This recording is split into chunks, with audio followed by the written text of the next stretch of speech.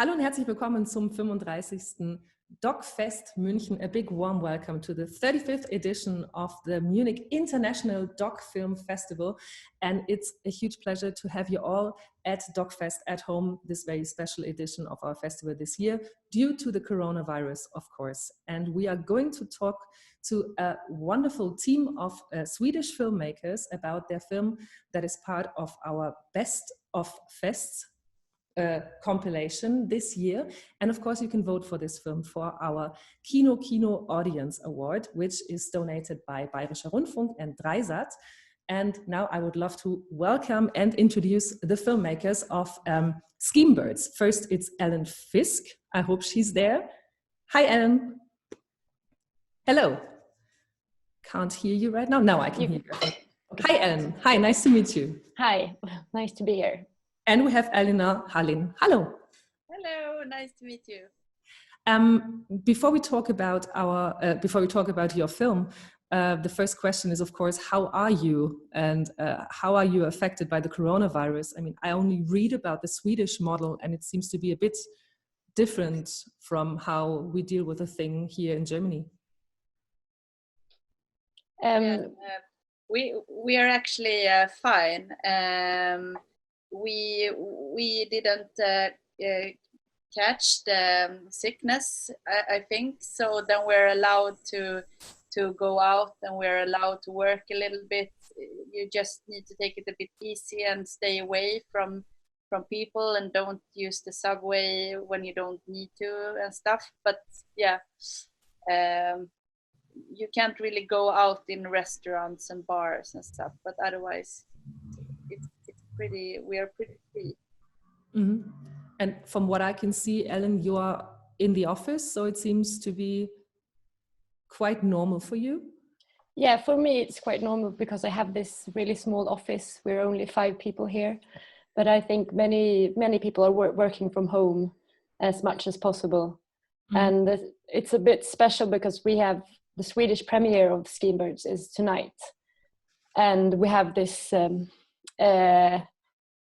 that we only can invite 50 people to the premiere, and I think people won't go to the cinemas as much as normally, of course. So it's quite special that we're premiering now in this situation. Mm. But we're happy. It's still going along, and it's still happening. Yeah. Normally, when you talk to documentary filmmakers, you ask that question, how did you find your protagonist? But in your case, she found you. Exactly. I was shooting another film in Motherwell in Scotland about a group of single fathers. And then Gemma just approached us out of nowhere. And she was like, "What are you doing?" And I told her about the film we were making. And she just said, "That sounds so boring. You should make a film about me instead." Mm-hmm. He showed us around in the area into this boxing gym where they had a beauty contest for pigeons, because it was a Friday, and every Friday they have this beauty contest. And then I told Ellis about this, and she was just she got hooked on the idea that we should make a film about Gemma and about this place. It's a very moving and very drastic and very, very intimate coming of age story of Gemma and the people around her. But you live in Sweden and she lives in Scotland. So can you tell us about the challenges of that production?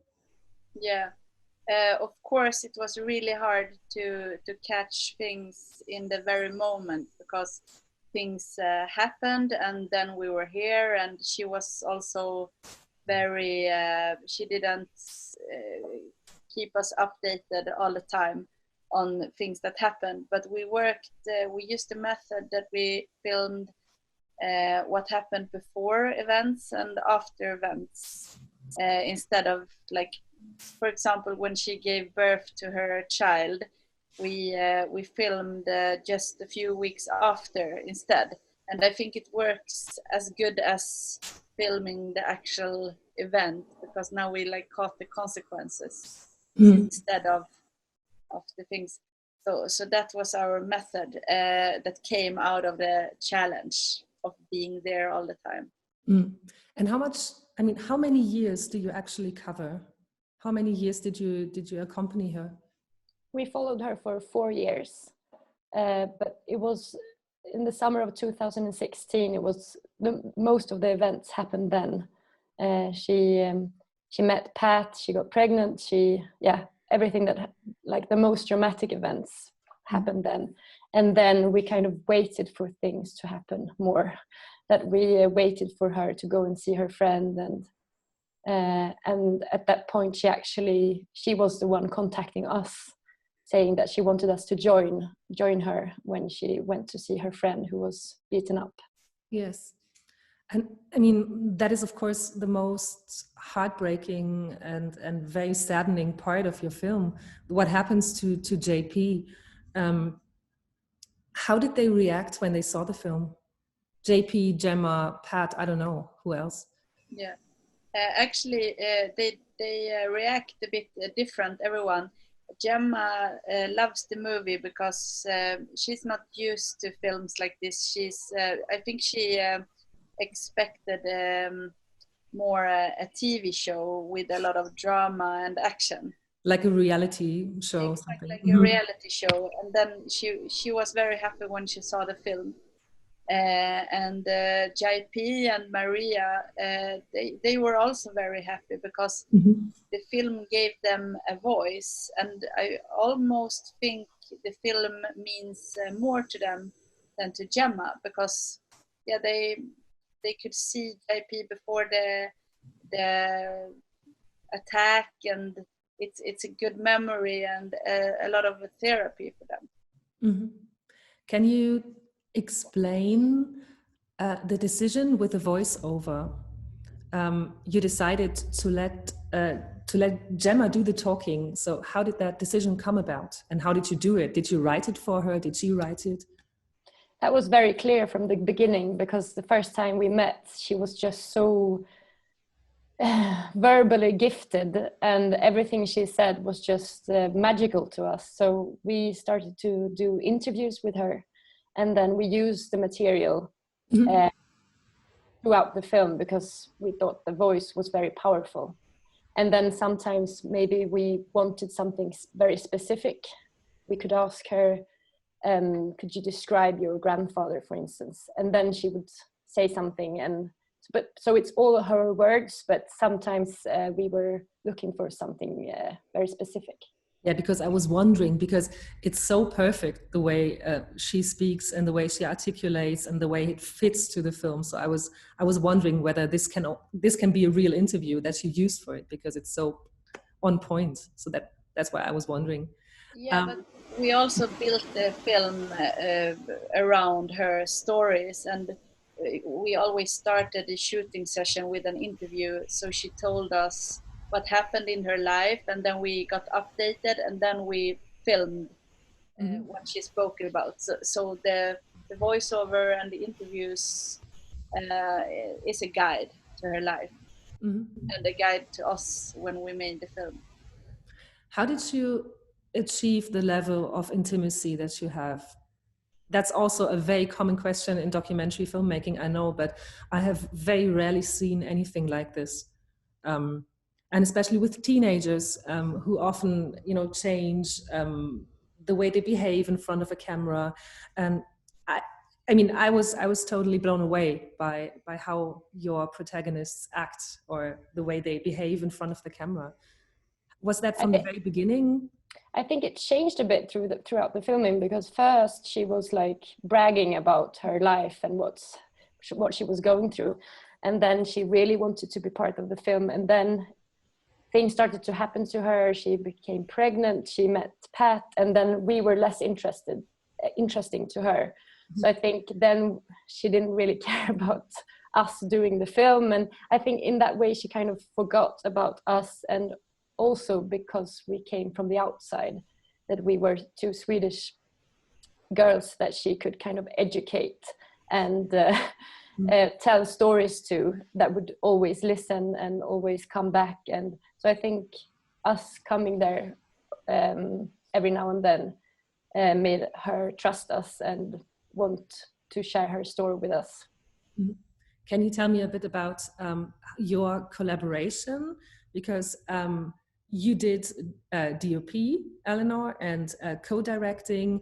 Ellen, you were directing and producing. So maybe you can just talk us through the project a bit. Yeah, no, sure. I did. I just must say I didn't produce, but I made the sound recording. Yeah. Yeah. So we direct the. On the set, I film and Ellen take sound. And before we go to the set, we discuss what we want to film, and afterwards we discuss how we want to move on. But we are very synchronized in what we want to tell, what kind of story and what kind of film we want to make. So it's very easy. We know what's interesting. And not, and then we edit together with a professional editor, and yeah, it's very good to be a small team, because it would be maybe a bit weird to be 2 directors and then have a photographer and a sound recordist on set. It's much better to be less people and to be busy with something, so you just don't stay there and stare at them. Mm-hmm. You actually work with something. Yeah. Also, I think on set we have different roles. It's like I'm the one talking a lot and like giving instructions or asking questions, and Ellis is more in the background, and then I think she has an eye that I don't have for details and other stuff going on in the background. So I think our different styles or characters are quite a good match. Exactly. Yeah. Can you tell me about beauty? Because that is something that I was very astounded by, how beautiful the pictures are. And to me, it kind of fits with the story, because first you expect a very grim story of somebody who grows up in this quite desolate place and has probably no future for herself. But the way you tell it and the way you show it, I think there's a lot of positivity and there's a lot of beauty in it. Maybe you can tell me a bit about that, why you included that. Yeah, the thing is that Gemma loves the place, and she thinks it's the best place in the world from the beginning, and she wants to stay there. And we tell the story from her point of view. So it would be very weird to show a grim place, because she doesn't think it's very, very grim. She thinks it's home and heartly and so on. And also, the first time we go there, we see that it's very grim, but when we stay there for a long time, it's like those kind of details disappear. It's the human interactions and the human destinies that are interesting, and then you get a lot of like warmth and like love in the images, because it's pretty uninteresting with just grimness all the time. Yeah, you don't need it.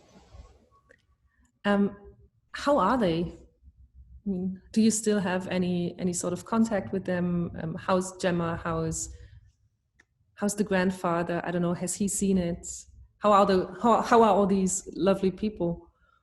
They are the ones we are in contact with the most are Gemma and Maria and JP, and they are all doing fine. JP is actually walking now, so he's made some progress. Yeah. And Gemma, she's pregnant again, so she's expecting a baby in May. She's back in Scotland. She's reunited with her grandfather, and she's just doing fine, I think. So a lot of things has happened since we stopped filming, but they're doing fine. And can you tell me a bit about a new project coming up? Are you working together? This was your debut feature length film. Are you working together on a new project? We're just about to start with a new project, but we're just brainstorming and trying to come up with different ideas. So we haven't started yet, but we're very excited to be working together again. So I would love to say thank you very much, and tack så mycket. I think that's It's kind of Swedish. I tried at least. Very good. So for all of you who've watched this amazing film, Screen Birds, please don't forget to vote for the Audience Award, for the Kino Audience Award. And I would love to say thank you very much. Be safe, and we're very much looking forward to having you in Munich, maybe next year or in 2 years when everything goes back to normal, hopefully. Thank you very much, Ellen, Fiske. So Thank you very much. Thank you so much. Bye.